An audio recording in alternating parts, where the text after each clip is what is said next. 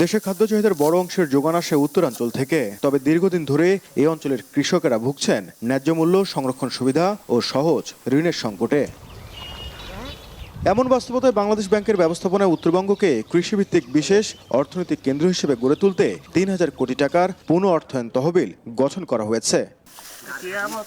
তহবিলের মূল উদ্দেশ্য উত্তরাঞ্চলের কৃষি উৎপাদন বৃদ্ধি, কৃষিপণ্যের বাজারজাতকরণ, সংরক্ষণ, প্রক্রিয়াজাতকরণ, রফতানিযোগ্য কৃষিপণ্য উৎপাদন এবং গ্রামীণ কর্মসংস্থান ও আয় বৃদ্ধিতে সহায়তা প্রদান।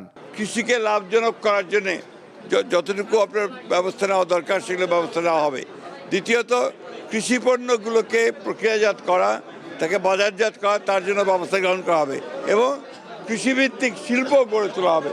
সেই জন্য সমস্ত ব্যবস্থা নেওয়া হচ্ছে। কৃষি উৎপাদন খাতে 15%, কৃষিপণ্য সংরক্ষণ, পরিবহন, বাজারজাতকরণ ও অবকাঠামো খাতে 35%, কৃষিভিত্তিক পণ্য উৎপাদন ও প্রক্রিয়াজাতকরণ খাতে 35% এবং কৃষিপণ্য রফতানি খাতে 15% বরাদ্দ থাকবে। তবে কৃষক নেতাদের মতে বরাদ্দে অবশ্যই ক্ষুদ্র ও মাঝারি উদ্যোক্তাদের গুরুত্ব দিতে হবে। ক্ষুদ্র এবং মাঝারি উদ্যোক্তা যারা আছে এই সব ফিল্ডে, মানে কৃষির সহায়ক খাতে, মাছ বলি, পোলট্রি বলি, দুগ্ধ বলি, প্রচুর গ্রামে কিন্তু তৈরি হচ্ছে।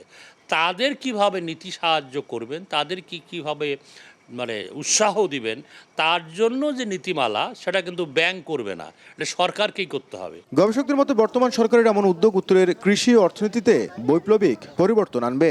এই কৃষি হাবটা এই অঞ্চলে মানুষের জন্য কাজ করে, এই অঞ্চলের পণ্য গবেষণা নিয়ে কাজ করে এবং এই অঞ্চলে কৃষকদের কল্যাণে যদি সেটি কাজ করে, যদিও এই পরিমাণটা অত্যন্ত কম, কিন্তু তারপরও এটি হয়তো একটি সূচনা হয়ে উঠতে পারে। বিশেষজ্ঞরা বলছেন ৩,০০০ কোটি টাকার এই উদ্যোগ উত্তরাঞ্চলের কৃষির জন্য বড় সম্ভাবনার দুয়ার খুলতে পারে। তবে এর প্রকৃত সাফল্য নির্ভর করবে বাস্তবায়নের ওপর।